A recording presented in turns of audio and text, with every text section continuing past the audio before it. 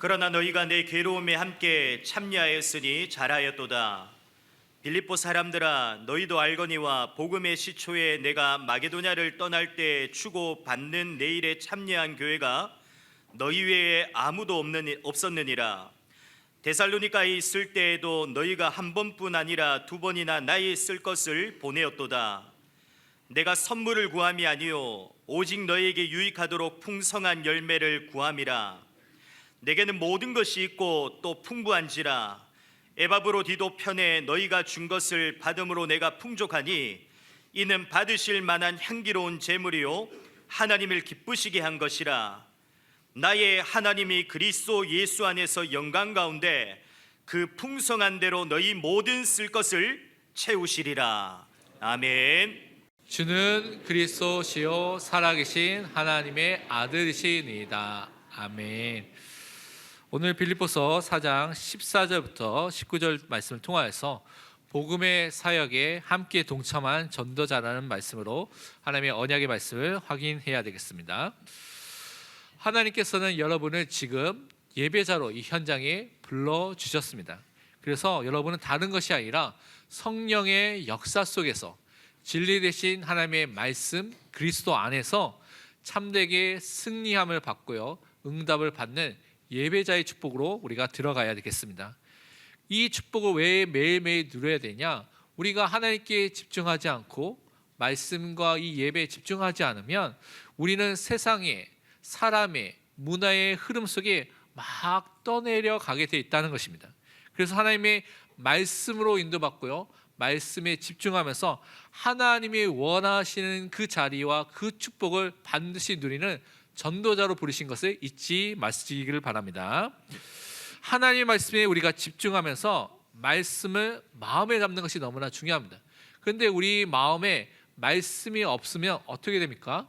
여러분이 세상의 소리에, 세상의 여론에, 사람의 소리에, 막 문화의 풍습에 막 휩쓸려서 떠내려 가게 됐다는 것입니다. 생각과 마음을 빼앗는 많은 뉴스도 있고요 사건도 일어나고요 이야기도 너무나 많이 있습니다. 그러니까 우리가 정신을 안 차리면 어느 순간에 우리 마음과 생각이 다른 곳에 가 있기가 너무나 쉽다는 것입니다. 그래서 우리는 정말 하나님의 말씀에 집중해야 되겠습니다. 히브리서 2장 1절에는 이렇게 말씀하고 있습니다. 그러므로 우리는 들은 것에 더욱 유념함으로 우리가 흘러 떠내려 가지 않도록 함이 마땅하니라. 우리가 들은 것이 무엇입니까? 우리는 예수 그리스도 이 복음을 들었습니다. 하나님의 말씀을 들은 자입니다. 그런데 여기에 더욱 유념함으로라고 되어 있죠.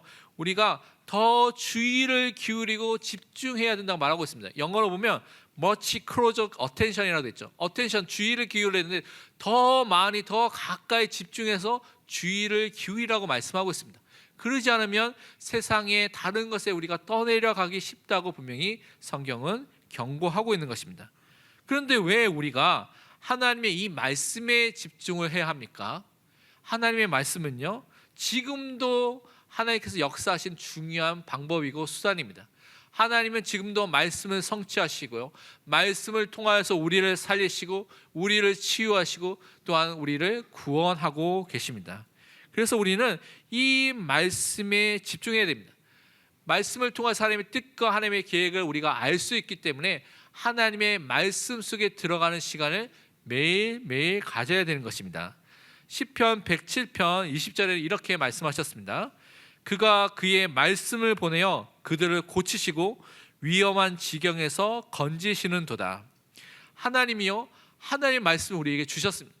그 말씀을 통해서 우리를 치유하시고요 그 말씀을 통해서 우리를 구원하시는 건지시는 그 일을 지금도 하고 계십니다. 그래서 우리는 이 하나님의 말씀에 항상 집중하는 그 은혜 속에 들어가는 전도자로 서야 되겠습니다. 구원받은 하나님의 자녀는 우리의 삶 속에 하나님의 말씀 속에 있는 삶을 사는 것이 구원받은 자의 삶입니다. 그래서 하나님의 말씀을 때로는 암송하기도 하고요 그 말씀을 묵상하기도 하고요 그 말씀을 때로는 실천하는 행하는 그 응답 속으로 매일매일 들어가야 되는 것입니다. 그것이 하나님의 인도 속에 있는 하나님이 원하시는 축복 속에 있는 삶을 살게 되는 것입니다. 그래서 말씀이 내 안에 담겨지는, 내 안에 새겨지는, 내 안에 거하게 되는 그 시간을 매일매일 가져야 되는 것입니다. 말씀에 집중하는 영적인 시스템을 우리가 매일매일 가질 때 승리하는 응답을 누리게 되는 것입니다. 그렇지 않으면 세상에, 사람의 다른 것에 우리 마음이 뺏기기 때문에 말씀에 집중하는 그 시간을 항상 가지시길 바랍니다. 하나님의 말씀을 암송하고요, 하나님의 말씀을 묵상하고 하나님의 말씀을 행할 때 우리가 하나님의 인도하심을 받게 되어 있습니다. 그래서 하나님이 지금 나와 함께 하심을 우리가 체험하게 되는 것이고요, 그와 함께 현장을 살리는 하나님의 능력과 그 증거와 응답이 우리 삶에 분명히 나타날 줄 믿습니다. 이 사람이 말씀의 사람입니다. 그래서 우리를 말씀의 사람으로 불러주신 것을 깨닫고 항상 말씀 속에 거하는 그 은혜를 누려야 되겠습니다. 여호수아서 1장 8절에서 9절은 이렇게 말씀하고 있습니다. 이 율법책을 내 입에서 떠나지 말게 하며 주야로 그것을 묵상하여 그 안에 기록된 대로 다 지켜 행하라. 그리하면 내 길이 평탄하게 될 것이며 내가 형통하리라. 내가 내게 명령한 것이 아니냐. 강하고 담대하라. 두려워하지 말며 놀라지 말라. 내가 어디로 가든지 내 하나님 여호와가 너와 함께 하느니라 하시니라. 이미 성경을 통하여서 우리가 어떻게 말씀 속에 거할 수 있느냐, 하나님의 방법을, 그것을 우리에게 알려주셨습니다. 말씀을 내 입에서 떠나지 않게 계속해서 반복해서 암송하는 것입니다. 외우는 것입니다. 그리고 그 말씀을 주야로 아침과 저녁에 말씀을 묵상하는 것입니다. 묵상이란 것은 하나님께 질문하고요, 그것을 생각하고요, 하나님의 말씀 속에 답을 찾고 그 말씀을 내 삶 속에 적용하는 것입니다. 그것을 그 안에 기록된 대로 다 지켜 행하라. 실천하는 것이죠. 사실적으로 하나님이 붙잡은 그 말씀은 미션을 내 삶 속에 실천하라고 말씀해 주신 것입니다. 이때 하나님의 인도함을 받기 때문에 평탄함과 형통함이, 하나님이 우리를 인도하시는 것들을 보게 되는 것입니다. 그래서 우리는 하나님이 어디에서나 언제나 함께 하신 것을 누리게 되는, 그래서 두려워하지 않고 응답을 누릴 수밖에 없는 하나님의 자녀로 서는 것을 항상 잊지 마시기를 바랍니다. 이 말씀의 사람으로 섰을 때 우리는 또한 무엇을 붙잡을 수 있냐? 현장에서 하나님을 바라보는, 하나님께 기도하는 그 기도의 사람으로, 기도의 그 한 사람으로 우리를 부르신 것을 깨닫게 됩니다. 현장에 보면 실제적으로 사람들이 하나님께 기도하지 않고 있습니다. 그래서 기독교인이라고 말하는 사람들도 하나님께 기도하지 않는 사람들이 너무나 많이 있는 것을 보게 됩니다. 그래서 우리는 기도에 대한 부분을 정확하게 알고 응답을 받아야 되는데, 제가 이제 대학생 때 다락방 전도 운동을 접하고 시작을 하게 됐는데요. 그래서 교회에서 이제 그 부분에서 선배 중에 한 분이 그 부분에서 말씀도 가르쳐주고 이제 포럼도 하면서 또 간증을 해주시는 분이 있었습니다. 근데 그분이 이제 처음에 자기가 기도 응답 받은 것들을 이제 계속 간증을 해 주셨거든요. 그 간증을 들으면 기도 응답이 막 큰 응답이 아닙니다. 뭐 큰 영접의 역사, 막 사람들이 막 되돌아오고 무당이 돌아오고 뭐 그런 역사가 아니라 되게 사소한 것을 간증했거든요. 너무나 예배 마치고 집에 돌아가니까, 오후 예배 마치고 다 돌아가니까 너무 피곤해가지고 지하철 탔는데 사람이 너무 많아가지고 앉을 자리가 하나도 없더라. 그래서 하나님 너무나 피곤해요. 눈이 막 감겨가지고 어떻게 해야 될지 모르는데 하나님 자리 한 자리만 이렇게 주세요라고 하니까 그 순간에 어떤 사람이 일어나가지고 가가지고 딱 앉게 됐다. 굉장히 육신적이잖아요. 초보적인 기도입니다, 그렇죠? 그래서 그걸 들었을 때 제가 뭐 초보적인 그 기도 때문에 감동받은 것이 아니라, 저는 이제 큰 사건이 일어나야지만 기도해야 되겠다라는 생각을 그때 갖고 있었거든요. 그때까지. 그런데 이분을 보니까 모든 사소한 것들을 하나님께 맡기고 하나님께 기도하고 하나님께 응답받는 그것들을 이제 간증하는 걸 보면서 나의 삶의 최우선이 기도가 되어야 되겠구나라는 것을 그때 좀 많이 체험하고 보게 됐습니다. 그래서 모든 것을 하나님께 맡기고 하나님께 기도하는 것이 너무나 중요하구나라는 것을 좀 깨닫게 된 시간표였습니다.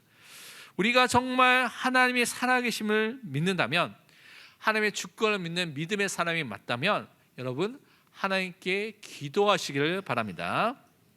마태복음 7장 7절에 이렇게 말씀하고 있습니다. 구하라 그리하면 너희에게 주실 것이요, 찾으라 그리하면 찾아낼 것이요, 문을 두드리라 그리하면 너희에게 열릴 것이니. 분명히 우리는 기도해야 됩니다. 근데 많은 사람이 기도해도 응답되겠어라고 생각하는 사람도 있고, 기독교인이라고 말하는 사람이 그런 생각을 갖고 있는 사람도 너무나 많이 있습니다. 이런 자신의 한계와 불신앙을 버리고요, 우리는 기도의 사람으로서 새벽에 모여서 기도하기도 하고요, 금요 기도에 함께 와서 기도하기도 하고, 개인적으로 기도하는 기도의 사람으로 반드시 서야 되겠습니다. 하나님은 기도하는 그 하나님의 자녀에게 분명히 응답해 주십니다. 그런데 좋은 것으로 분명히 응답해 준다고 분명히 말씀해 주셨습니다. 예레미야서 33장 3절은 이렇게 분명히 말씀하고 있습니다. 너는 내게 부르짖으라, 내가 내게 응답하겠고 내가 알지 못하는 크고 은밀한 일을 내게 보이리라. 분명히 기도하고 부르짖는 그 사람들에게 하나님께서 응답하겠다고 말씀해 주셨습니다.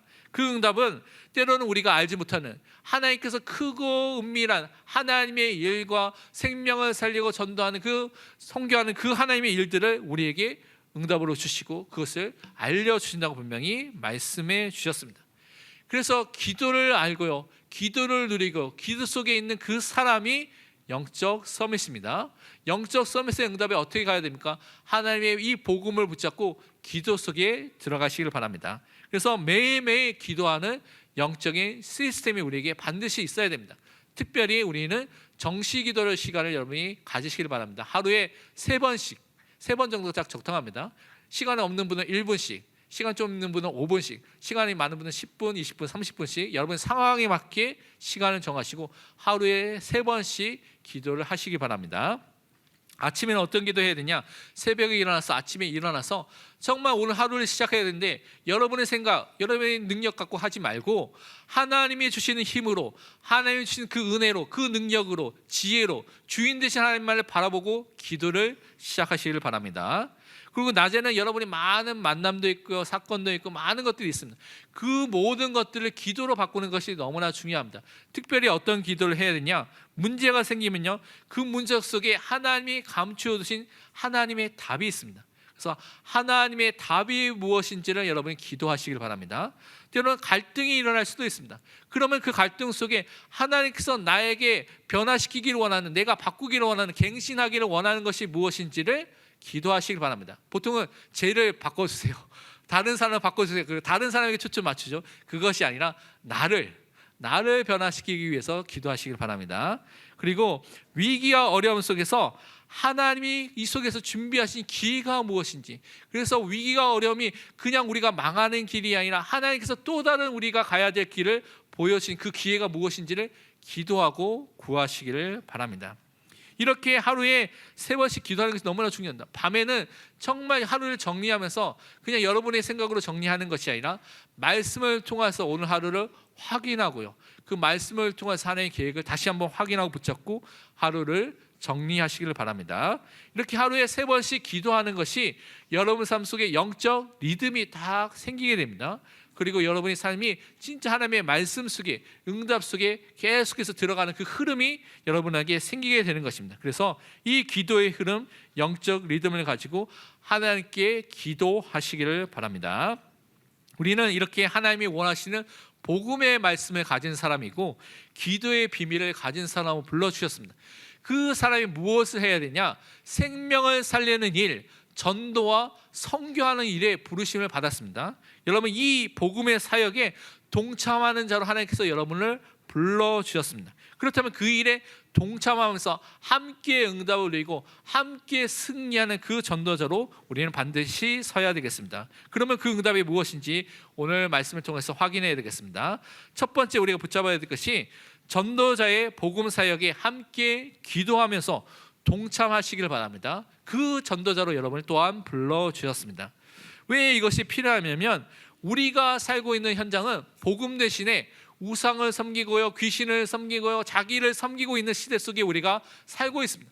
그래서 우리는 이 현장을 바라보면서 이 복음의 사역에, 복음의 일에 우리가 반드시 동참해야 되는 것을 깨달아야 되겠습니다. 어제 이제 저녁에 신방을 마치고 이렇게 돌아오면서 금호강을 이렇게 쭉 다리를 건너가게 됐는데 앞에 보니까 경찰차도 있고요, 또 소방차도 와 있더라고요. 그래서 웬 경찰차와 소방차가 함께 있지라고 보니까 옆에 보니까 막 연기가 막 피어오르고 있더라고요. 강변에서요. 그래서 알고 보니까 어제가 정월 대보름이죠. 모르시는 분도 있겠지만 정월 대보름이었습니다. 그래서 사람들이 모여서 뭐 했습니까? 달집을 딱 만들어 놓고요, 함께 모여가지고 올 한해 풍년과 또 소원을 막 빌면서 불 막 태우고 있더라고요. 그것 때문에 경찰차와 소방차가 와 있더라고요. 그래서 전국에 보니까, 뉴스를 보니까 전국에서 그렇게 볏집단을 막 태우는 일들을 막 하는 것을 우리가 보고 알고 있습니다. 우리 문화의 대부분이 어떤 문화입니까? 이렇게 하나님 떠나 있는 우상을 섬기고요, 귀신을 섬기는 그 문화 속에 우리가 살고 있습니다. 그렇다면 그 문화와 현장을 볼 때 그 현장에 가장 필요한 것이 무엇입니까? 복음이 가장 필요하구나 보여져야 됩니다. 우리가 살고 있는 이 현장이 하나님 떠난 현장이고요, 사탄의 종된 사람들이 살고 있는, 죄인들이 살고 있는 현장입니다. 그래서 그 현장은 고통과 저주와 재앙이 임할 수밖에 없는 것입니다. 시편 106편 36절 37절은 그렇게 이렇게 설명하고 있습니다. 그들의 우상들을 섬김으로 그것들이 그들에게 올무가 되었도다. 그들이 그들의 자녀를 악기들에게 희생 제물로 바쳤도다. 우상 숭배의 결과는 이렇게 멸망과 저주와 재앙이 오게 됩니다. 이스라엘 백성들 중에도 우상 숭배에 빠지니까요, 자기의 자녀를 몰렉과 그 신들에게 번제로 완전히 태워서 드리는 제사로 드렸던 사람들이 있다고 성경은 증거하고 있습니다. 이만큼 고통과 저주와 재앙이 임하는 것이 우상 숭배이고 하나님 떠난 죄인과 사탄의 종된 사람의 상태인 것입니다. 사람들은요, 이 상태 속에 있기 때문에 자연스럽게 하나님이 아닌 우상들을 섬길 수밖에 없는 것이고 숭배할 수밖에 없고요, 복음에 반대되는 삶을 살 수밖에 없습니다. 그래서 이런 현장의 상태를 우리가 정확하게 복음의 눈, 영적인 눈으로 바로 보면서 정확하게 전달하면서 그 현장에 가장 필요한 복음의 사역에 동참하는 전도자로 서야 될 줄 믿습니다. 소망 없는 고통 속에 있는 그 현장에 가장 필요한 것이 복음입니다. 그래서 우리는 이 복음의 일에 우리의 우선순위를 분명히 맞춰야 되겠습니다. 그래서 우리는 다른 것이 아니라 복음 전파하는 전도자의 사역에 기도로서 진짜 실제적으로 함께 참여하는 사람으로 부르심을 받았습니다. 오늘 빌립보서 4장 14절 15절 말씀 우리 같이 다 함께 읽도록 하겠습니다. 그러나 너희가 내 괴로움에 함께 참여하였으니 잘하였도다. 빌립보 사람들아, 너희도 알거니와 복음의 시초에 내가 마게도냐를 떠날 때에 주고받은 내 일에 참여한 교회가 너희 외에 아무도 없었느니라. 아멘.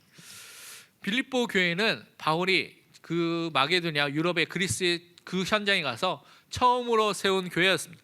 루디아를 만나서 루디아의 집에 그 집이 교회가 되고요, 귀신 들여서 점치는 여정을 치유하면서 그 사람이 또 돌아오게 되고요, 그것 때문에 감옥에 갔는데 간수와 간수의 가족들이 돌아오게 되면서 빌립보 교회가 이루어졌죠.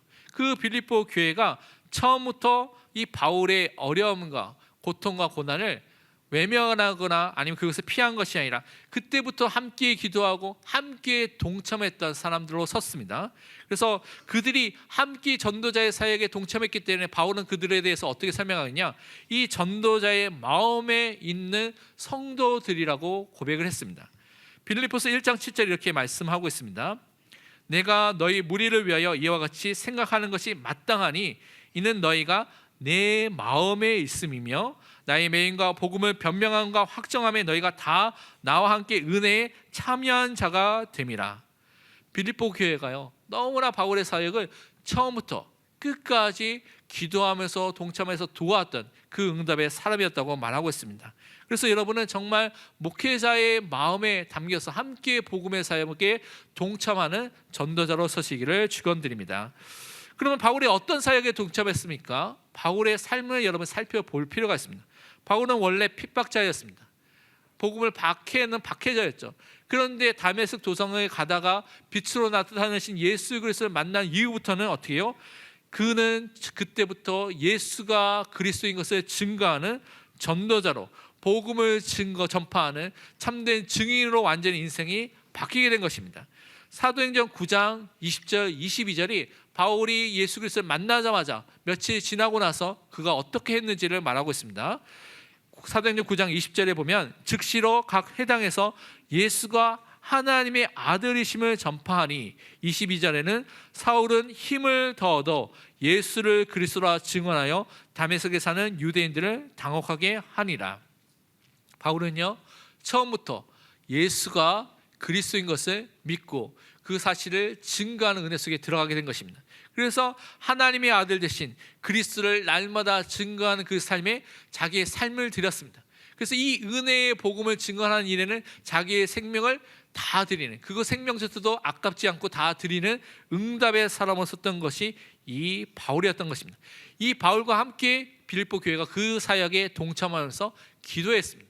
그래서 우리도 그렇게 전도 사역과 복음 사역에 함께 동참하는 전도자로 서야 될 줄 믿습니다.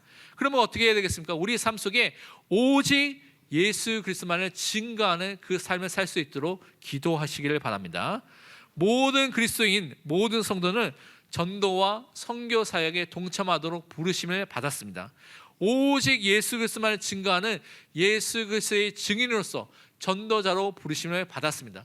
이것은 어떤 특별한 은사만 있는 사람이 하는 것이 아니라 사도행전 1장 8절의 말씀을 근거해 보면 오직 성령이 너에게 임하시면 이것은 구원받은 중생한 사람을 말합니다. 우리가 권능을 받은 사람이 되고요. 그래서 땅끝까지 이르러 내 증인이 되리라. 예수 그리스도의 증인으로 우리는 분명히 서게 되는 것입니다. 이것이 하나님께서 모든 그리스도인들, 모든 성도들에게 말씀해 주시고 약속해 주신 것입니다. 그렇기 때문에 우리는 이 그리스도를 증거하는 증인의 삶을 오늘도 살아야 될 줄 믿습니다. 그럼 우리가 만날 때마다 어떤 얘기를 반드시 전달해야 되느냐? 우리는 만왕의 왕 대신 예수 그리스도를 반드시 증거해야 되겠습니다. 예수 그리스도는 십자가를 통하여서 모든 사탄의 일을 멸하셨습니다. 그의 십자가는 멸망과 저주와 형벌의 십자가가 아니라 우리를 살리시고 승리하신 영원한 능력의 십자가로 완전히 바뀌게 된 것입니다. 그래서 십자가로 승리하신 그리스도를 항상 증거하시기를 바랍니다. 히브리서 2장 14절 15절에는 우리 스크린에 있고 또 우리 또 녹취록이 있죠. 함께 읽도록 하겠습니다. 자녀들은 혈과 육에 속하였음에 그도 또한 같은 모양으로 혈과 육을 함께 지니심은 죽음을 통하여 죽음의 세력 잡은 자 곧 마귀를 멸하시며 또 죽기를 무서워함으로 한평생 매여 종로로 타는 모든 자들을 놓아주려 하심이니. 아멘. 예수 그리스도의 십자가의 죽음은 죽음의 세력 잡은 자 마귀를 완전히 멸하는 응답의 능력의 십자가였습니다. 그래서 우리가 죄의 종, 사망의 종, 사탄의 종에서 묶여있는 모든 종로 타는 모든 것에서 우리를 풀어주시는 해방과 승리와 자유가 임한 그 축복을 우리에게 허락해 주셨습니다. 또한 우리는 무엇을 증거해야 되냐? 참 선지자이신 예수 그리스도를 항상 증거하시기를 바랍니다. 예수 그리스도를 통하여서만 새로운 살 길이 열렸기 때문에 우리는 하나님을 만난 자가 됐습니다. 예수님만이 길과 진리와 생명이 되시기 때문에 하나님을 알 수가 있고요, 하나님과 함께 할 수 있고 우리를 하나님 앞으로 인도하여서 하나님을 만난 사람이 됐던 것입니다. 히브리서 10장 19절 20절에 말씀하기를 그러므로 형제들아 우리가 예수의 피를 힘입어 성소에 들어갈 담력을 얻었나니 그 길은 우리를 위하여 휘장 가운데로 열어놓으신 새로운 살 길이요 휘장은 곧 그의 육체니라. 새로운 살 길이 예수님으로 인해서 열리게 된 것입니다. 그분을 통하여서 하나님을 만나고 하나님과 함께하는 축복을 우리에게 주신 것을 항상 누리시기를 바랍니다. 우리는 그러면서 큰 대제사장이신 예수 그리스도를 항상 증거해야 되겠습니다. 예수 그리스도의 십자가의 보혈을 통해서 우리의 과거, 현재, 미래의 모든 죄 문제, 원죄와 자범죄 이 모든 죄 문제를 다 용서하여 주신 것입니다. 예수님만이 완전하고 유일한 대속 제물이 되셨고요, 우리의 완전한 큰 대제사장으로서 제사들을 완성시켜 주셨습니다. 그래서 영원히 다 이루셨기 때문에 우리는 더 이상 피제사를 드릴 필요가 없습니다. 하나님 앞에 나올 때마다 우리는 예수 그리스도의 보혈을 가지고 하나님 앞에 나오게 되는 그 응답을 누리게 된 것입니다. 히브리서 9장 12절은 그래서 이렇게 말씀하고 있습니다. 염소와 송아지의 피로 하지 아니하고 오직 자기의 피로 영원한 속죄를 이루사 단번에 성소에 들어가셨느니라. 여러분은 영원한 속죄함을 받은 하나님의 자녀입니다. 이 축복을 우리는 항상 누리고 항상 증거해야 되겠습니다. 그러면서 우리가 두 번째 우리가 해야 될 것이 전도와 선교사에게 실제로 헌신한 전도자로서 제자로서 우리가 서야 되겠습니다. 이것은 현장에 전도자의 필요를 생각하고 헌신한 빌립보 교회의 응답을 우리가 누리는 것입니다. 우리 함께 빌립보서 4장 16절 말씀 함께 읽도록 하겠습니다. 데살로니가에 있을 때에도 너희가 한 번뿐 아니라 두 번이나 나의 쓸 것을 보내었도다. 여러분이 빌립보 교회를 세운 다음에 사도행전 16장에 그것이 나오죠. 그 다음에 사도행전 17장에 곧바로 바울이 간 곳이 어디냐? 데살로니가였습니다. 그래서 빌립보 교회를 세우자마자 얼마 안 돼서 데살로니가를 가서 바울 팀이 순회하면서 교회를 세우는 일들을 계속했던 것이죠. 그래서 그 현장에 복음을 전파하는 것이 사도행전 17장 1절에서 4절에 쭉 나와 있습니다. 회당에서 복음을 전파하고 그리스도를 전파했을 때 많은 복음을 받는 사람도 일어났고 반대로 많은 핍박이 일어났습니다. 깡패를 동원하고 많은 일들이 일어났을 때 그 속에 야손과 같은 제자가 세워지는 것을 또한 사도행전 17장 5절에서 9절에 쭉 설명하고 있습니다. 바울이 이렇게 교회를 세우기 위해서 순회하면서 복음을 전파하는 순회 캠프를 하게 된 것이죠. 이런 현장을 우리가 또한 기도해야 되겠습니다. 우리의 기도 제목 중에 성경적 전도 운동을 놓고 기도하면서 순회 캠프팀을 놓고 기도하면서 대구와 전국과 전 세계 현장에 제자를 찾을 수 있도록, 그리고 그 제자들이 모이는 도피성 같은 교회가 세워질 수 있도록 기도를 하고 있습니다. 그래서 그 응답이 이루어질 수 있도록 우리가 기도해야 되겠습니다. 우리 남한수 목사님이 이제 이번 주에 튀르키예 현장에 가게 되는데, 그 현장에 가서 또 성도를 만나고 기도하고 또 돕고 또 그 현장 속에서 준행하는 순회 사역을 시작하게 됩니다. 그래서 이 사역이 지금은 한 가정과 그렇게 튀르키예 현장에 머물러 있지만 앞으로는 정말 하나님이 원하시는 그 현장에 해외에도 그렇게 순회하면서 제자를 찾고 그 제자를 통하여서 도피성 같은 교회를 세울 수 있도록 여러분이 기도를 해 주시기를 바랍니다. 이렇게 새롭게 설립된 빌립보 교회가 데살로니가 교회, 설립된 지 몇 달이 안 된 그 교회가 옆에 있는 교회를 놓고 기도하고 도왔습니다. 한 번도 아니고 어떻게요? 오늘 보니까 두 번이나 바울의 쓸 것을 도왔다고 말하고 있는 것이죠. 바울 사역에 필요한 것을 미리 살펴보고요, 미리 두 번이나 선교 사역에 필요한 재정적인 후원을 한 것을 우리는 살펴볼 수가 있습니다. 사실은 이 빌립보 교회는 개척한 지 얼마 안 된, 지금 말하면 개척교회입니다. 개척교회, 그렇죠? 개척한 지 얼마 안 된 교회가 처음부터 무엇을 했느냐? 전도했습니다. 처음부터 무엇을 했느냐? 선교했습니다. 교회의 사명은 전도와 선교 속에 있다는 것을 우리는 분명히 잊지 말고 꼭 기억해야 됩니다. 그래서 기도하면서 전도자를 돕는 응답 속에 그들이 들어갔던 것을 기억하면서 우리도 전도와 선교에 우리의 방향을 맞춰서 그 응답 속으로 함께 동참해야 되겠습니다. 그러면서 우리는 전도자를 돕는 것이 하나님을 기쁘시게 하는 것이라는 것을 또 확신하고 그 응답 속으로 들어가야 되겠습니다. 오늘 17절 본문 18절에 보면 내가 선물을 구함이 아니요 오직 너희에게 유익하도록 풍성한 열매를 구함이라. 내게는 모든 것이 있고 또 풍부한지라. 에바브로디도 편에 너희가 준 것을 받음으로 내가 풍족하니 이는 받으실 만한 향기로운 제물이요 하나님을 기쁘시게 한 것이라. 바울은 빌립보 교회가 주시는 그 도움과 에바브로디도를 통해서 도움을 받고 그것을 통해서 이렇게 말하고 있는 것이죠. 그들이 하나님이 주시는 풍성한 은혜 속에 풍성한 열매를 맺도록 바울은 또한 기도하고 있습니다. 그리고 그들이 후원한 모든 것이 복음의 진보를 나타내는 것이기 때문에, 거기에 사용됐기 때문에 이 모든 것들이 하나님을 기쁘시게 하는, 하나님이 받으시기에 합당한 그런 향기로운 제물이라고 오늘 고백하고 있는 것입니다. 이것이 모든 전도자들의 그런 고백인 것을 여러분이 잊지 마시기를 바랍니다. 목회자가 그래서 기도와 이런 말씀 사역에 집중할 수 있도록 도왔을 때 하나님의 역사가 나타나는 것을 우리는 성경을 통해서 확인해 볼 수가 있습니다. 사도행전 6장 4절과 7절 말씀 보면 이렇게 되어 있습니다. 우리는 사도들은 오로지 기도하는 일과 말씀 사역에 힘쓰리라 하니 7절에 하나님의 말씀이 점점 왕성하여 예루살렘에 있는 제자의 수가 더 심히 많아지고 허다한 세상의 무리도 이 도에 복종하니라. 사도들이여 오직 말씀, 오직 기도에 집중할 수 있도록 중직자 집사님을 세우고 또 교회 제도들을 바꾸면서 그것을 도왔을 때 하나님의 말씀이 모든 지역에 증거되는 역사가 일어나게 되고요, 그와 함께 제자들이 세워지고요, 또한 허다한 재상도 돌아오는 생명 역사, 하나님의 역사가 일어나게 된 것을 우리는 확인해 볼 수가 있습니다. 그래서 우리는 그 응답 속에 들어갈 수 있도록 기도하고 도와야 되겠습니다. 그러면서 오늘은 하나님이 주시는 선교의 경제를 누리는 전도자로 설 수 있도록 기도해야 되겠습니다. 오늘 빌립보서 4장 19절 말씀 우리 다 함께 같이 읽도록 하겠습니다.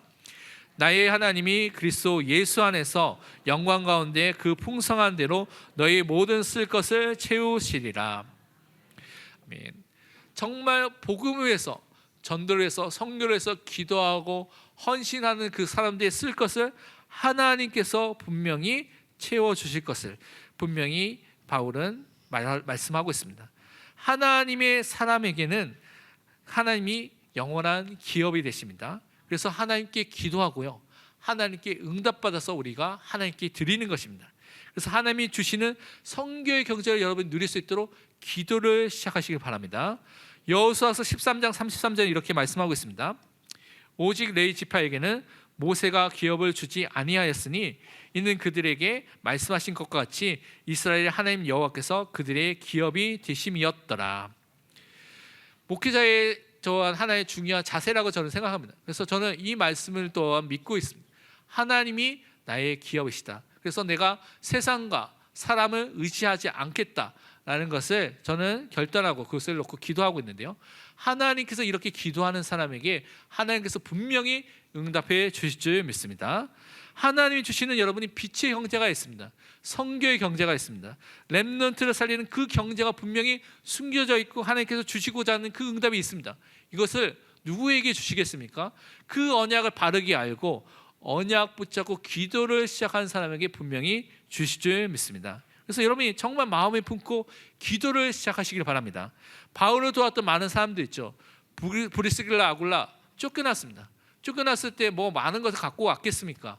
그런데 바울의 사역을 도울 만큼, 모든 교회를 도울 만큼 하나님께서 축복하셨고 바울의 동력자로서 목숨을 내어 정도로 그런 응답을 받았던 사람으로 섰던 것입니다. 가이오는요, 모든 교회의 식준으로서 섰습니다. 한 교회가 아니라 모든 교회의 식준으로 섰던 그 응답을 누렸습니다. 베베는 전도자의 보호자로, 모든 믿는 자의 보호자로 섰던 사람이 이 베베였습니다. 하나님께 정말 말씀 붙잡고 기도할 때 하나님께서 그 응답을 분명히 허락해 주실 줄 믿습니다. 그래서 여러분이 그런 응답받는 중직자 또한 성도로 렘넌트로 설 수 있도록 기도를 시작하시길 바랍니다. 우리가 헌당을 위해서 정말 기도하고 시작하고 있는데 벌써 이제 2월 마지막 주가 됐죠. 지금까지 나온 헌금이 작년 1년 동안 나온 건축 헌금보다 더 많이 나왔습니다. 그러니까 그 중에 기도하는 가운데 어떤 장로님 부부는 또 1,000만 원씩 1,000만 원씩 2,000만 원 헌금하신 분도 있고요. 어떤 개인은 무명으로 또 3,000만 원이 되는 헌금을 하신 분도 있습니다. 또 개개인이 또 사정에 맞게 작정하고 헌금을 드린 분도 있습니다. 그런 은혜를 통하여서 하나님께서 하나님의 일을 하실 것입니다. 그래서 여러분이 기도하시고 믿음 속에서 하나님 주신 응답 속에서 모든 일에 도전할 수 있는 그 축복이 있기를 축원드립니다. 이번 주 우리 해야 될 실천의 미션 2가지를 또한 우리 붙잡아야 되겠습니다. 항상 우리는 예수 그리스도를 나의 그리스도로, 나의 주인으로 항상 인정하고 고백해야 되겠습니다. 특별히 구원의 길 메시지를 여러분이 묵상하는 가운데 그것에 집중하는 시간을 매일매일 가지시길 바랍니다. 히브리서 3장 1절에 이렇게 말씀하고 있습니다. 그러므로 함께 하늘의 부르심을 받은 거룩한 형제들아, 우리가 믿는 도리의 사도이시며 대제사장에 계신 예수를 깊이 생각하라. 여러분, 예수를 매일매일 깊이 생각하고 묵상하고 고백하시기를 바랍니다. 두 번째, 우리는요, 하나님만을 예배하는 삶을 매일매일 살도록 결단하고 도전하시기를 바랍니다. 여호수아가 자기 죽기 전에 이스라엘 백성 앞에서 이렇게 고백했습니다. 여호수아서 24장 15절에 만일 여호와를 섬기는 것이 너에게 좋지 않게 보이거든 너희 조상들이 강 저쪽에서 섬기던 신이든지 또는 너희가 거주하는 땅에 있는 아모리 족속의 신이든지 너희가 섬길 자를 오늘 택하라. 오직 나와 내 집은 여호와를 섬기겠노라 하니. 정말 우리는 이 믿음의 고백을 해야 되겠습니다. 나와 우리 집은 오직 하나님만을 섬기겠다. 그 하나님을 예배하겠다. 하나님께 영광을 돌리며 하나님의 복음의 일에 참여하는 전도자가 되겠다고 결단하고 도전하시기를 바랍니다. 이 모든 축복이 여러분의 있기를 축원드립니다. 기도하겠습니다. 하나님 감사합니다. 우리의 모든 성도들, 모든 렘넌트들 마음과 생각 속에 항상 복음 속에, 항상 기도 속에 들어가는 은혜를 허락하여 주옵소서. 복음의 사역에 동참하여서 현장을 살 수밖에 없는 응답의 사람으로 세워주시도록 모든 응답의 문, 축복의 문을 열어 주옵소서. 감사드리며 살아계신 예수 그리스도의 이름으로 기도합니다. 아멘.